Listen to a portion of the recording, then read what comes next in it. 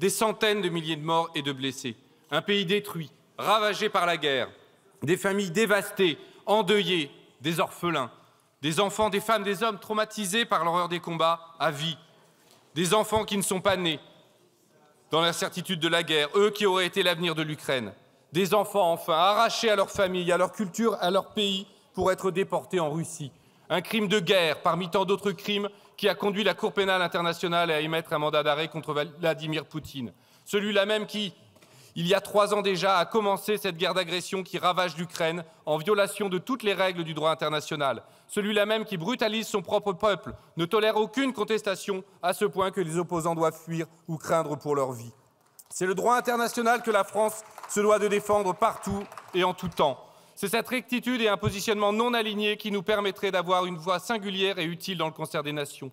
Il est donc de notre devoir, comme notre pays l'a fait depuis le début du conflit, de se tenir aux côtés du peuple ukrainien.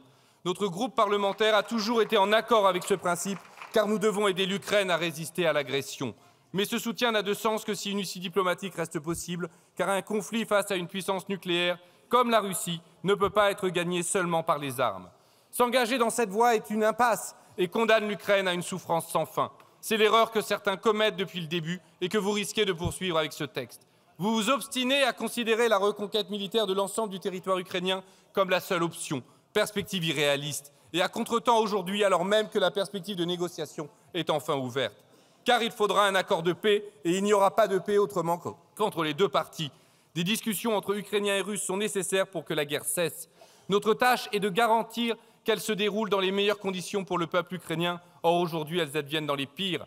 Menées directement entre Donald Trump et Vladimir Poutine. Les Ukrainiens ont à peine leur mot à dire. La suspension d'1 semaine du renseignement états-unien les a contraints d'accepter les conditions d'un cessez-le-feu dictées par les États-Unis. Ceux-ci n'ont d'ailleurs en vue que le pillage des minerais du sol ukrainien.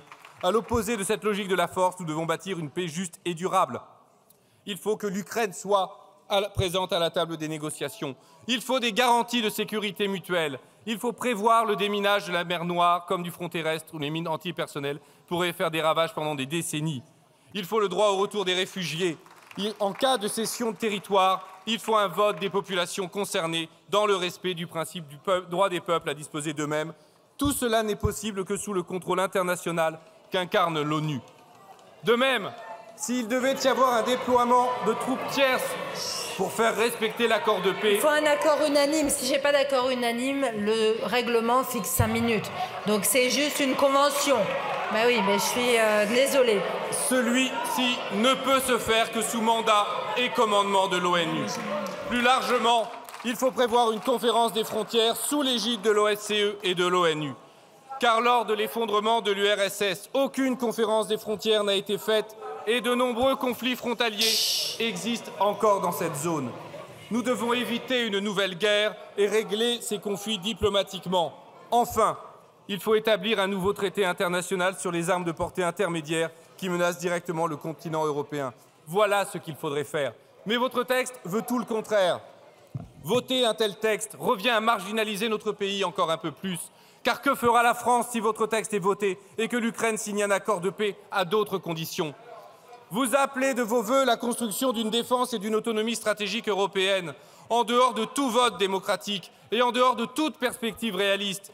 Car ni vous, ni aucun de nos partenaires européens ne remet en question le cadre de l'OTAN. Les traités européens stipulent que l'OTAN est le socle de notre défense. 64% des importations d'armes des pays européens proviennent des États-Unis. Cette prétendue Europe de la défense ne sera donc en réalité que le simple faire-valoir des États-Unis. Elle renforcera notre dépendance à l'égard de Washington. Au moment même où il serait plus que jamais temps d'avancer sur la voie d'une diplomatie non alignée et au service de la paix. En somme, contrairement à ce que vous affirmez, ce texte ne renforcera en rien le soutien à l'Ukraine.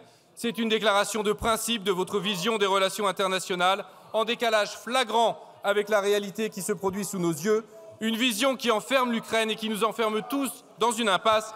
C'est pourquoi notre groupe votera contre ce texte.